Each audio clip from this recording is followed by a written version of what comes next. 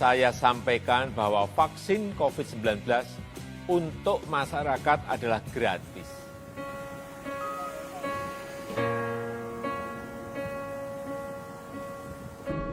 Halo, Assalamualaikum warahmatullahi wabarakatuh. Selamat malam untuk Anda pendengar dan juga pemirsa Jagongan Solo Live malam hari ini. Di hari Rabu malam setiap minggunya kita ketemu dan kita akan ngobrol soal masalah-masalah yang sedang hangat dibicarakan. Nah, kalau Anda sudah melihat tadi tayangan di awal pembukaan tadi terkait dengan vaksin COVID-19. Karena malam hari ini kita mau ngobrol soal vaksin COVID-19 dan juga hoax-nya. Jadi waspadalah. Nah, sudah ada di studio Jagongan Live Kota Solo hari ini ada Mbak Erwina Tri. Dia adalah anggota dari Mafindo, Masyarakat Anti Fitnah Indonesia. Selamat malam Mbak Erwina. Selamat malam Mbak Nur. Kabar baik Mbak? Alhamdulillah sehat. Oke. Mbak Wina, ini kan lagi gencar-gencarnya nih. Hari ini vaksin perdana ke Pak Presiden gitu ya. Meskipun vaksin ini sudah direncanakan akan disuntikan ke seluruh masyarakat Indonesia dengan beberapa kali, beberapa gelombang ya tahapan. Ternyata juga masih cukup banyak orang yang kayak ragu terkait dengan adanya vaksin. Masih ada yang efektif nggak sih, atau beneran nggak sih, percaya nggak sih? Karena selain pemerintah dan juga orang-orang yang meyakinkan masyarakat bahwa ini aman, MUI sudah mengeluarkan ini halal dan sudah layak untuk disuntikan kepada masyarakat, tapi banyak juga informasi-informasi yang beredar terkait dengan vaksin ini. Betul. Dan kalau boleh tahu dulu hoax dan sebagainya yang diperangi oleh bukan hanya orang-orang yang seperti kita, tapi masyarakat semua ini dari berbagai hal. Ini perangnya sekarang nggak cuma dari yang nyata aja, tapi hoax juga. Betul. Jadi kalau bicara soal ini ya, tadi kan anjakannya kita berbicara tentang adanya penolakan terhadap vaksin. Betul. Itu tidak lepas dari begitu banyaknya gelombang hoax yang menerpa masyarakat, menerpa kita sepanjang pandemi ini berlangsung. Jadi sejak awal coronavirus ini menyebar di Wuhan, lalu pada Januari dinyatakan sebagai pandemi, WHO pun sudah memperingatkan kan, bersama dengan pandemi penyakit ini muncul yang namanya infodemik. Infodemik itu gelombang informasi yang membanjiri semua kanal digital kita, entah itu informasi benar, informasi setengah benar, palsu, bohong, segala macam, campur aduk. Campur aduk, bercampur dengan opini bahkan, ya kan, opini ada segala macam. Dan karena keran kebebasan berpendapat itu apalagi di sosial media itu kan sangat ini banget ya. Jadi ya itulah di infodemik, campur baur. Jadi akhirnya seperti kita lihat banyak orang yang nggak percaya COVID itu penyakit beneran atau bukan. Ya. Banyak orang yang percaya COVID itu bikinan Cina. Bahkan ada yang bilang ini hanya teori konspirasi. Bahkan sampai penyakit COVID sudah mau berulang tahun, udah setahun ini masih ada orang yang percaya bahwa COVID itu hanya konspirasi beberapa negara yang ingin mencoba mencari keuntungan dari pandemi ini. Nah, itu tidak lepas dari latar belakang seperti itu gitu loh. Kenapa sampai hari ini pun muncul penolakan terhadap vaksin. Jadi kalau dikatakan ada pertanyaannya biasanya, kenapa sampai corona COVID itu dilingkupi dengan hoax? Itu tidak terlepas dari bahwa virus corona itu kan virus baru yang sama sekali tidak dikenali oleh para ilmuwan. Lalu ketika dia menimbulkan penyakit yang namanya COVID itu pun gejalanya tiap satu dengan orang lainnya kan berbeda. Bahkan sampai hampir 1 tahun berjalan, dokter kan belum memiliki satu jenis obat yang bisa secara paten untuk mengobati setiap pasien COVID. Kan belum ada. Yang diobati itu hanya simptomnya kan. Sementara tiap pasien simptomnya beda-beda. Karena ada itu tadi perubahan, belum diketahui karakter virusnya kayak apa sih nah itu kan lalu muncul penelitian dan itu hasilnya kan kalau orang yang tidak mengikuti runut secara dari rinci, depan dan hanya terbiasa menerima informasi yang sedikit, sepotong-sepotong, tidak lengkap, tidak runut, bahkan sumbernya mungkin tidak kredibel, bukan berasal dari orang yang kredibel berbicara atau bahkan berkompeten. Nah, itu jadinya. Padahal ya itu tadi, karena memang penyakit ini tuh belum konklusif ya maksudnya. Iya. Masih terus dipelajari, bahkan terakhir kan disebutkan tidak hanya menimbulkan gangguan secara fisik ya, corona ini, bahkan menimbulkan gejala-gejala gangguan psikis, saraf, kayak yang terakhir karena halusinasi ya, juga, ada yang kehilangan ingatan parsial segala macam seperti itu. Makanya kita benar-benar harus berhati-hati ketika kita mencoba mengkonsumsi informasi yang terkait dengan ini kan soal kesehatan ya, yang akhirnya nanti bisa juga berhubungan dengan nyawa kita, gitu. Dan mungkin yang membuat masyarakat juga ragu adalah karena banyaknya simptom yang muncul.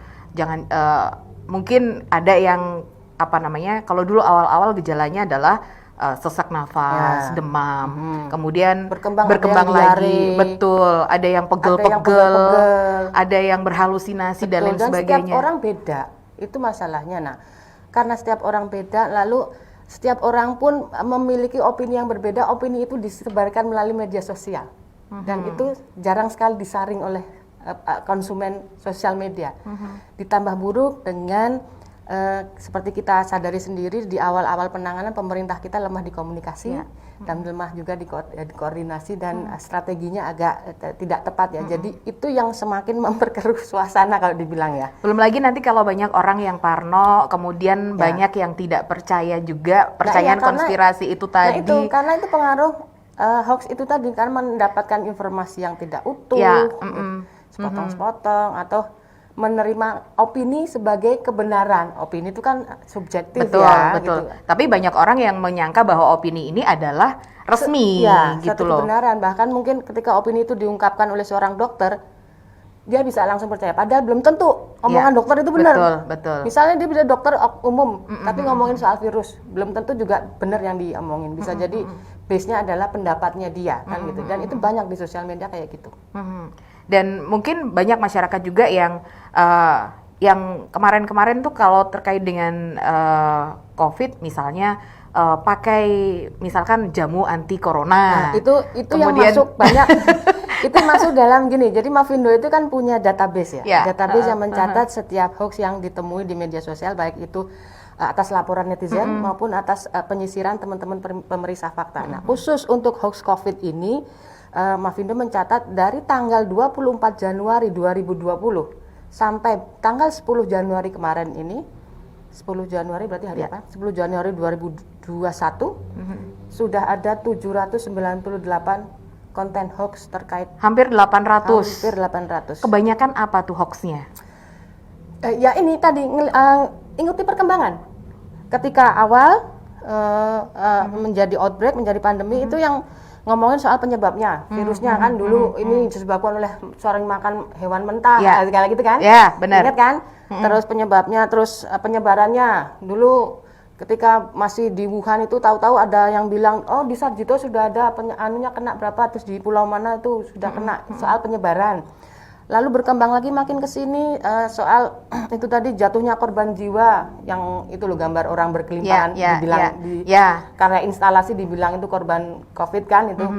Soal korbannya, lalu soal bagaimana mengobatinya. Minum apa tuh? Minyak kayu putih. Ya, dicampur air. Air hangat. Sering-sering berkumur, terus minum air hangat campur perasan lemon segala macam. Berkembang terus, dan terakhir kan mendekati pemberian vaksin, akhirnya hoax tentang vaksin, bahwa vaksin itu dibuat dari sari sel-sel kerah hijau Afrika atau apalah itu kan itu disebutkan. Lalu ada orang yang penerima vaksin pertama yang disebut meninggal dunia padahal orangnya masih sehat bugar, sudah disuntik 2 kali dan masih baik-baik saja. Yang terakhir ada juga foto-foto orang yang syaraf-syarafnya mati separuh, kayak orang stroke gitu. Ya, itu ternyata memang itu foto-foto yang sudah ada sejak beberapa tahun yang lalu. Iya. Digunakan kembali. Makanya ada juga yang itu kalau nggak salah TKI atau apa tuh yang tiba-tiba lumpuh katanya setelah disuntik. Padahal itu bukan gitu. Lalu ada informasi baru Januari ini juga disebutkan bahwa, nah itu ada tuh di layar tuh penerima vaksin perdana meninggal dunia usai disuntik vaksin Pfizer ya. Ya, jadi ngikuti tren perkembangannya hoaxnya itu. Kayaknya apa nih kejar-kejaran antara yang memproduksi hoax dengan yang itu meyakinkan bahwa itu ini yang memang sangat benar-benar memprihatinkan ya. Itu kan kontraproduktif ya. Di satu sisi di awal penanganan pemerintah kita kedodoran, tapi ketika berusaha mengejar ketertinggalan itu dengan berupaya ya akhirnya bisa mendatangkan vaksin untuk kemudian membuat program vaksinasi itu, kok masyarakat kita masih kayak gini kan gitu, terbelah, bahkan banyak tenaga kesehatan pun terbelah antara kan percaya ada dan tidak antara yang mau divaksin dengan yang enggak, terus ada lagi yang antara saya pengen divaksin dengan yang model Sinovac dan model yang baru. Kan ada dua versi Pfizer itu. Ya. Ada dua versi. Kalau yang modelnya Sinovac itu kan vaksin tradisional lah istilahnya. Jadi virus yang dilemahkan. Nah, sementara yang diproduksi oleh Moderna dan Pfizer itu kan itu model memakai mRNA, messenger RNA, itu semacam modifikasi apa namanya? Kimia yang disuntikkan nanti dia memancing munculnya imun tubuh atas antibody virus ya, itu jadi beda. Okay. Itu aja udah bikin kubu-kubuan istilahnya ya. Mungkin dari yang mempelajari pun masih, kalau masyarakat umum kan mungkin mempelajarinya tidak secara detail gitu ya, hanya secara garis besar sehingga dia juga informasinya juga separuh-separuh nih, tidak lengkap. Nah ini yang membuat orang jadi kadang-kadang ragu dengan apa namanya informasi yang dia terima, benar nggak sih, ini benar nggak sih, atau lebih percaya dengan yang seakan-akan lebih meyakinkan, bombastis dan lain sebagainya. Nah ini Mbak Erwina, ini dari Mbak Ayu, bagaimana sih Kak cara mengetahui informasi soal COVID dan vaksin ini hoax atau bukan? Kasih cara gampang apa susah? Saya selalu kasih cara gampang, karena orang sekarang pengennya gampang. Gadget itu kan memberikan kemudahan. Iya, benar. Ya udah, pakai cara gampang aja, pakai alatnya yang dikembangkan oleh Mavindo, itu sudah. Ada satu namanya Hoaxbuster Tools, itu boleh di-download di Play Store. Di iOS juga sudah ada kalau nggak salah. Ya. Itu tidak memakan memori, hanya 2 mega. Itu nanti namanya Hoaxbuster Tools ya, teman-teman mungkin. Hoaxbuster Tools. Itu nanti cuman download, terus pilih mau pakai bahasa Indonesia atau bahasa Inggris, sudah nanti ada tombol search, itu silakan diketik kata kuncinya saja hoax COVID, itu nanti akan muncul hoaxnya apa, pelurusan beritanya apa, atau mau nyari berita terkait COVID tapi yang kredibel yang sudah disaring, bisa di situ. Sebenarnya kita sama kayak menggunakan mesin pencarian Google, cuman kalau kita pakai mesin pencarian Google, semua informasi yang memuat kata kunci COVID akan muncul di situ. Belum tentu hoax benar dan terkonfirmasi hoax atau sementara bukan. Kalau kita pakai alatnya Hoaxbuster Tools, itu sudah disaring. Dan sudah ada penjelasannya. Sudah ada penjelasannya. Nanti ada keterangan kalau dalam kurung di depan itu tulisannya salah, itu berarti hoaxnya. Kalau dalam kurung depannya itu tulisannya berita, itu berarti adalah berita yang dikeluarkan oleh kantor berita well established, kantor berita yang bisa dipercaya, yang tercantum dalam Dewan Pers. Jadi yang memang sudah terkonfirmasi, memang benar-benar yang kredibel ya. Itu satu, pakai Hoaxbuster Tools. Kedua, bisa dengan WA, WhatsApp. Jadi Mbak Ayu tadi yang nanya, boleh ditambahkan di ininya HP-nya akun WA Kalimasada namanya, dengan nomor 0859 21 600 500. Ada di layar kaca. Ada di layar, ada ya, benar. 0859 21 600 500. Kasih nama tuh Kalimasada. Itu chatbot yang dikembangkan oleh teman-teman di Mavindo. Nanti silakan coba diketik hoax COVID, itu nanti akan muncul menu. Nah, silakan diikuti menunya, itu nanti mau nanya apa. Ada, kalau nggak salah ada 1 2 3 4 5 gitu, nanti ada instruksinya. Jadi gampang banget. Jadi kalau dipraktekkan tinggal nanti kayak apa istilahnya menyapa gitu aja, COVID, hoax COVID, langsung nanti hasilnya keluar semua ya. Itu sebenarnya alat untuk memanggil data. Nah, datanya ada di mana? Datanya terkumpul di web Turnback Hoax ID. Gitu. Nah, kalau biasanya orang malas kalau buka web kan ribet ya, pakai laptop apa. Nah, kalau kita pakai WA kan Simple. Lebih gampang. Ya. Tolong nanti Mbak Ayu dikabarkan alat ini ke saudara-saudara, teman-teman gitu ya. Dan itu bisa untuk memanggil ini informasi hoax. Temanya apa aja bisa. Ya, ya. Dan ini ada juga yang menonton yang memang masih meragukan terkait dengan vaksin. Emang benar itu vaksin beneran? Aduh, gimana ya? Ini agak susah juga nih kalau iya. Tadi Pak Presiden sudah menerima vaksin perdana dan sudah disiarkan secara live. Itu kurang benar apa lagi Mas? itu mungkin dia kepengen tahu itu vaksin beneran atau bukan gitu. Jadi gini, kok kalau nggak beneran itu yang berbohong berapa ratus orang itu Iya, yang mendampingi. benar, Kok ya benar. susah banget harus, ya kan? Nanti kalau di disuntikan- logika sederhana aja deh. Disuntikan dulu sama yang tanya, nanti Iya. nggak mau lagi. Nah makanya, kan tadi juga sudah ditunjukkan dari kemasannya, kan di Zoom ya tadi, dari kemasannya, dari ampulnya, dari bahkan ketika eksekusi menyuntikkan pun sudah di ini, masih keraguannya gimana lagi maksudnya itu kok vaksin Bagaimana beneran cara atau membuktikan bukan? kalau itu memang benar-benar vaksin? Mungkin ini nggak ya? Agak-agak. Aduh, nah ini yang susah ketika ini sama kayak ada orang nanya gimana caranya menyadarkan orang yang sudah sangat percaya dengan hoax. Saya menjawab itu wallahu alam, yang bisa menyelamatkan cuma Allah. Serius, mau gimana lagi? Bukti-bukti sudah ditaruh di depan mata dan masih nggak percaya. Saya jadi ingat di Itu beberapa kan ya, yang bisa menyelamatkan orang yang sudah terpapar hoax, sudah terinfeksi hoax. Sangat susah, masya Allah, beneran. Dikasih tahu sampah tuh nggak enak buat pusat bunga, tapi lebih Enggak kan, tetap ke sampah. Makanya saya selalu bilang, sesederhana apapun hoax, jangan sampai pernah kita percaya. Jangan menyepelekan. Jangan alah mengkoyong ngono. Kadang kan orang kayak gitu. Sepele gitu. Mengkoyong ngono. Jangan. Karena itu sedikit-sedikit menggerus rasa kepercayaan kita misalnya kepada para ahli, otoritas, akan seperti itu. Jadi jangan mentolerir hoax sekecil apapun. Nah, ini Mbak Yunita Irawati nih tanya, Mbak, hoax terbanyak tentang vaksin ini tentang apa ya?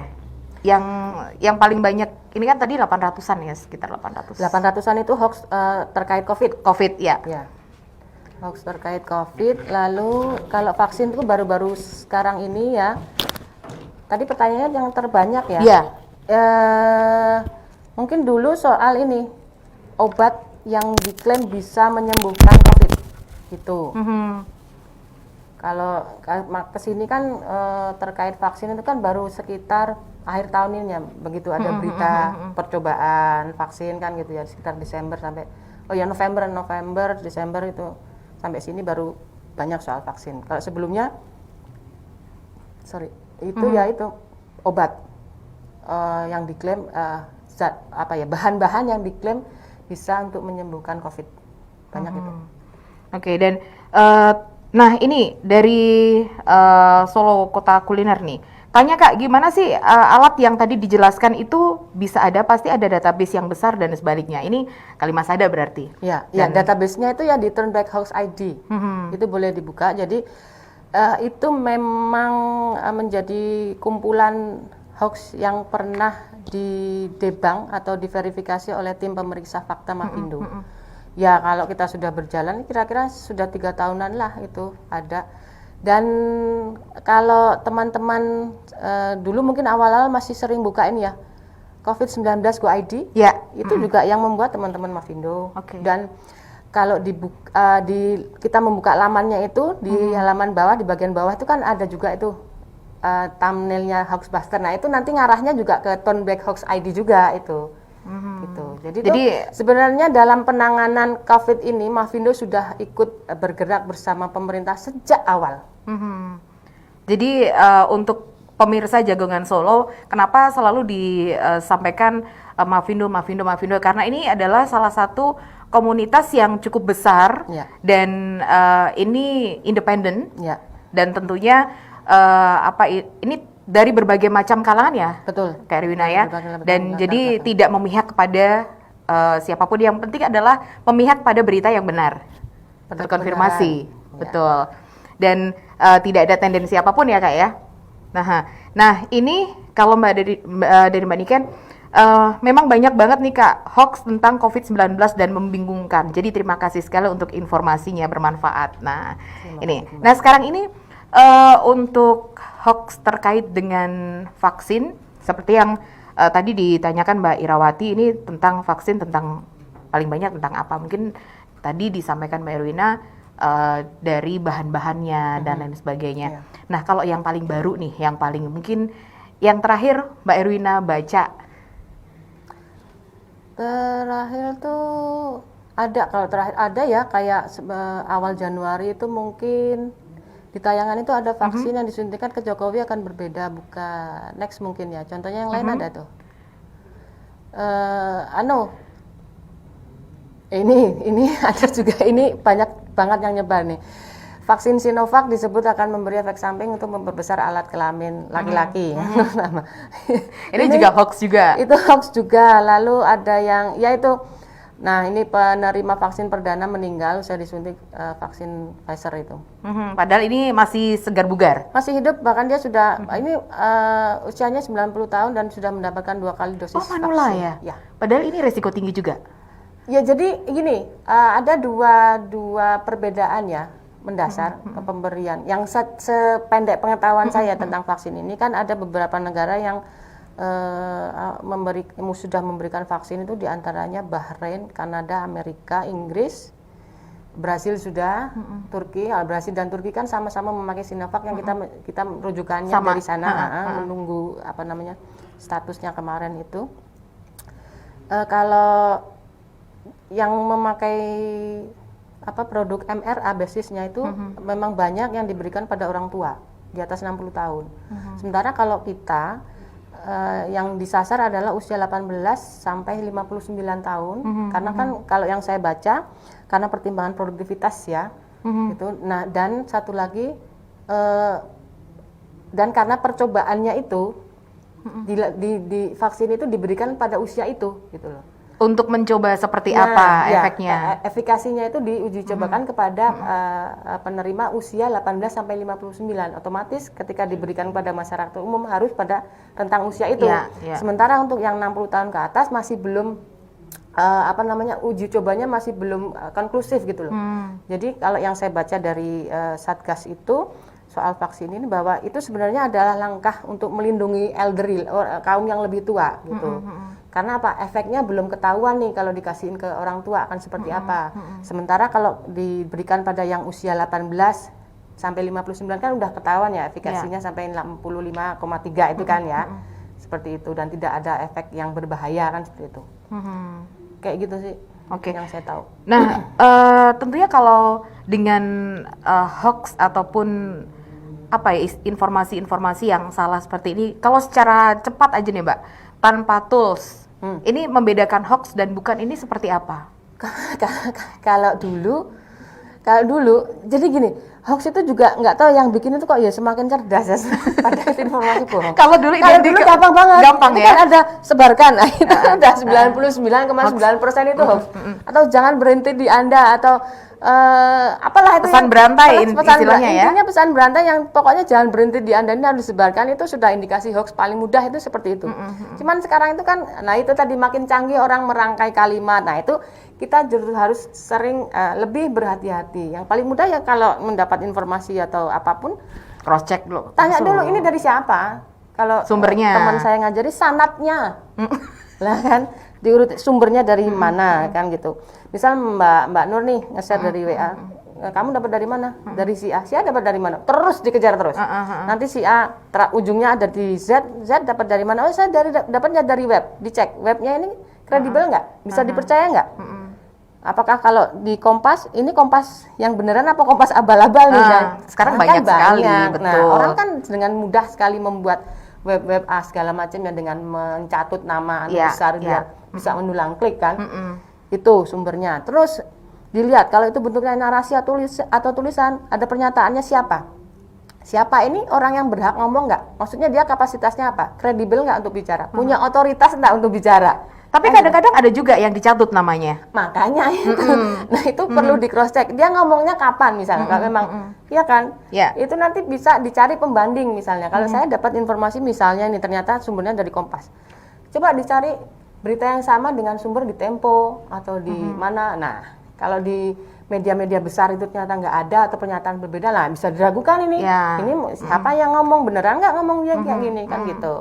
Terus misal kalau foto boleh dicek pakai Google Image itu. Ini fotonya bisa dicek fotonya asli atau enggak. Kalau di Google Reverse Image kan bisa dicari foto pertama kali diunggah kan gitu. Nanti bisa ketahuan tuh ini fotonya diunggah kapan, diambil di mana, terus kira-kira udah ada pengeditan atau belum. Terus dicek juga apa captionnya. Kira-kira nyambung nggak sih caption sama kadang-kadang kan beda. Terus Ada kadang-kadang narasi yang apa, terbuai ditambahin- adalah tambahin masyarakat foto apa. ini cuma nonton gambar dan juga baca judulnya. Itu jeleknya kece.